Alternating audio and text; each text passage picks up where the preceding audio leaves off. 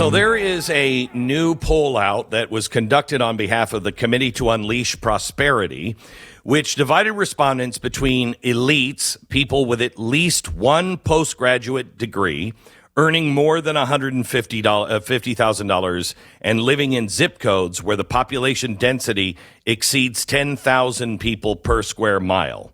And then they put everybody else in the general public, okay?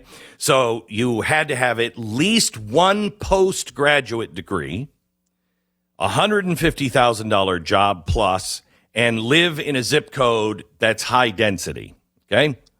Everybody else was not considered elite. They then recorded the responses of a subset of super elites and elites. Now, the super elites were those who graduated from the prestigious private universities, the Ivy League, Duke, Stanford, Northwestern, and that made you a super elite. Wait until you hear what they found. It's not going to come as a surprise, but 73% of the upper class, the super elites, and the elites consider themselves Democrats and approve of Joe Biden's performance at 84%. So 73% of the super elites and the elites are Democrats, and by 84%, that 73% loves Joe Biden's work. Now that's surface level. Listen to this. 74% of the elites and 88% of the super elites report their personal finances are on the upswing. Not a surprise, right?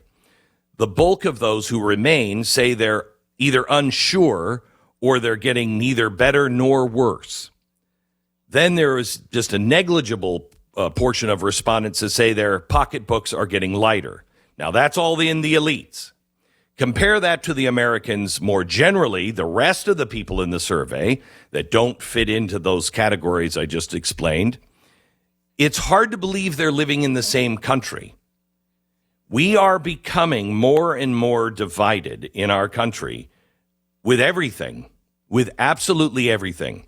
40% of Americans say their financial situation is worsening, and only 20% say it's improving. So those who are elites, they all say it's getting good. 88% say it's on the upswing. 20% of the regular people say it's improving. 40% say it's getting bad. Now, let's look into the rest. The class disproportionately represented in positions of influence don't feel the same economic pain that Americans do, the rest of us. Because of that, it makes them less likely to take steps that will alleviate your pain, but will actually make things worse. They're supporting Biden because they're getting richer. You're feeling pain. So the elites don't see this as really a problem because they're fine. A stunning 77% of elites and 89% of super elites support strict rationing of meat, gas, and electricity. Let me say that number again. 77% of elites and 89% of super elites support strict rationing of meat, gas, and electricity. 72% and 81% would ban gas-powered cars.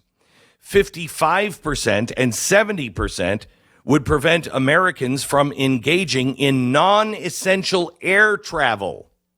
47 and 55% believe the government affords Americans too much freedom. Holy cow. The rest of the country doesn't feel that way. The percentage of those who are not elites or super elites that would agree to any of those things is between 16 and 25%.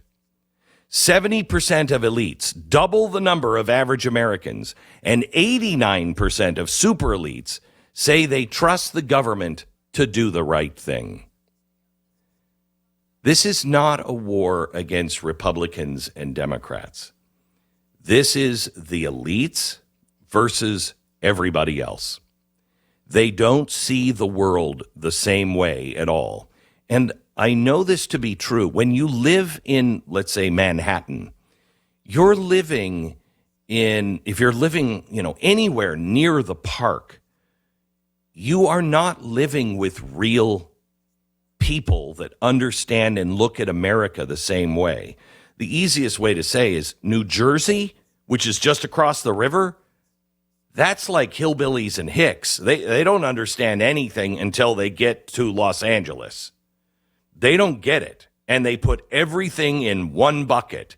They don't get it, we get it, and the people in Los Angeles get it. The people on the coasts, everybody else is disposable. They don't add anything to our lives. What? We can do whatever we want here. We have everything we want here.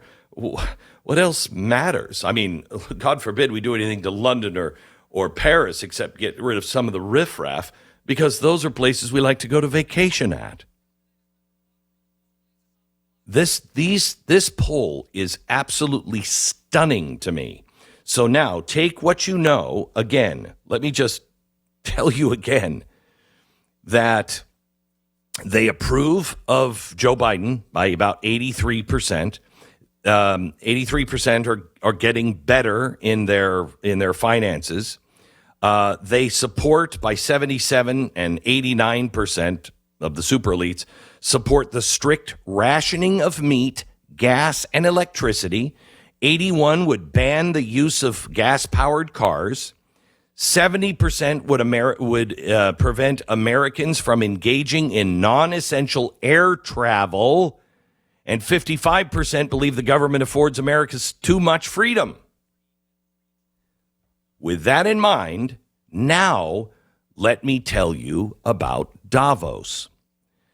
Davos is putting together an exclusion list, a list that they're creating to demonize sources of sharing so-called disinformation. Now, what exactly is disinformation? Well, disinformation is real. It is the intent of the author to lie to a group of people to get them to believe something that isn't true. That's disinformation. It's intentional. Misinformation is not intentional, okay? But now they have exclusion lists to demonetize, which means getting rid of all advertising, even banking access, anybody who is sharing so-called disinformation. The president and CEO of Internews, an international nonprofit that provides support to independent media outlets in more than 100 countries, addressing how to prevent the spread of what they consider inaccurate information. They talked and did a talk at the Davos conference panel, and the panel was called Defending Truth. Global trust in institutions is eroding, reflected in how 40% of people consistently trust news, empowering internet users with media information literacy, advancing information integrity, and enhancing transparency. It's vital for addressing the spread of false information. So the question was, what actions do stakeholders need to take to preserve a healthy trust ecosystem? Now, remember, we're not talking shareholders anymore because that's you. We're talking stakeholders. Those are the elected officials, the CEO of companies, the boards of directors, and the politicians, the global elite. Oh, I forgot. Also, the university systems. Those are the stakeholders. You don't have a vote. Your vote is when you pick one of these politicians. That's your voice.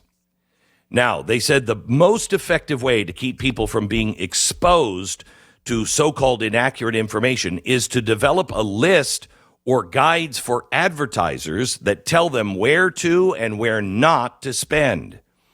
Now, this is where it gets interesting. Media Matters used to do this, and all of these lefty organizations, they do it because they threaten boycotts.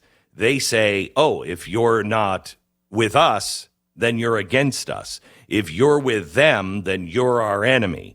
If you decide that their audience is worth your time and money, we know that those people are all deplorables. We know who they are, the unwashed masses. So if you want those people as customers, then we're against you. Now they are going to the global elites and the governments, and they are now saying to these stakeholders that you don't want to advertise there. The governments are giving people permission to be able to debank. So they put pressure on and say, this person spending a lot of time is saying things that just aren't true. Like, I don't know, the jabs may have not been the best of ideas. You can't bank with those. And if they go to the advertisers and say, you got to drop your commercials from that show, they'll be debanked if they don't. You see how this blackmail works? Now listen to this. Disinformation makes money, and we need to follow that money. And we need to work with, in particular, the global advertising community. Those dollars are going to pretty bad content.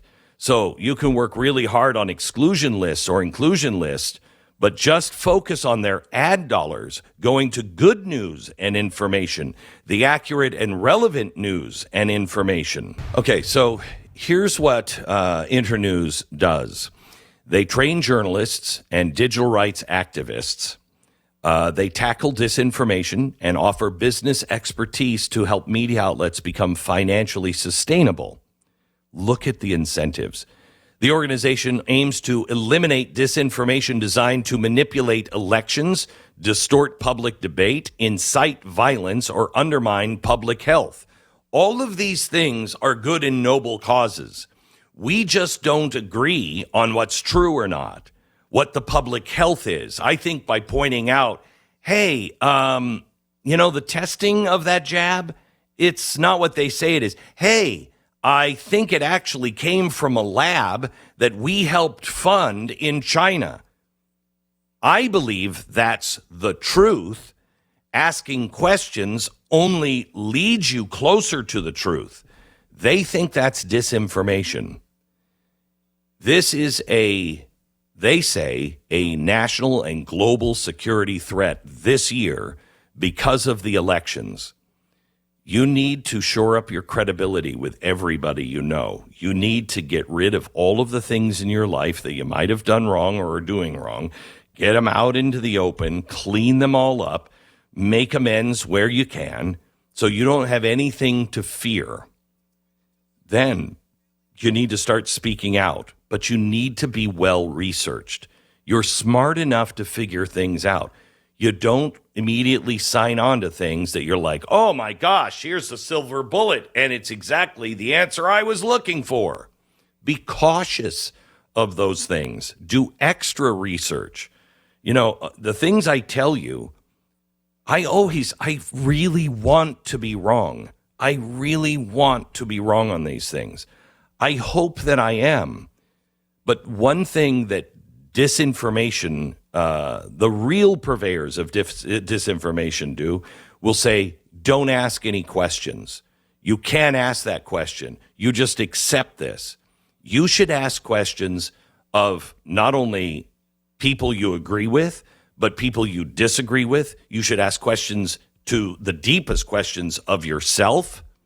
Because if you stop asking and talking to people who differ with you, then you grow arrogant and you become just like those people. You become so arrogant. I have nothing to learn from you. You're just a moron. You're beneath me. Did you go to Harvard? I did. No, I didn't. And that's why I'm still asking questions. You should always ask questions, and people who tell you not to, just to trust them, run from them. and don't become like them.